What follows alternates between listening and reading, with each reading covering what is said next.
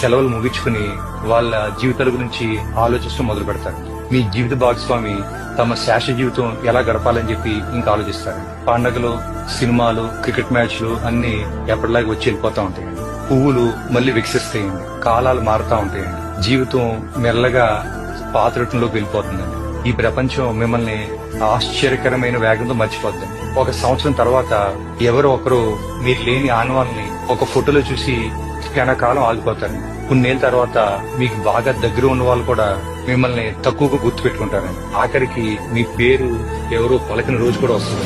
మీరు ఎంతమంది కోసం మీ జీవితం త్యాగం చేశారో, ఎన్ని రాత్రులు కష్టపడ్డారో, ఎన్ని రాత్రులు బాధపడ్డారో, ఎంతమంది కోసం మీరు బతకడం మానేశారో అదంతా కూడా వారికి తాత్కాలికమేనండి. ఇప్పుడు నేను మీకు వేస్తున్న ప్రశ్న ఏంటంటే, ప్రపంచం మిమ్మల్ని మర్చిపోవడానికి వేచి ఉంది. మీరు ఎవరి కోసం పరిగెడుతున్నారు? మీరు ఎవరి కోసం ఆందోళన చెందుతున్నారు? మీ జీవితం మీది. దాన్ని ఇతరుల అభిప్రాయాల కోసం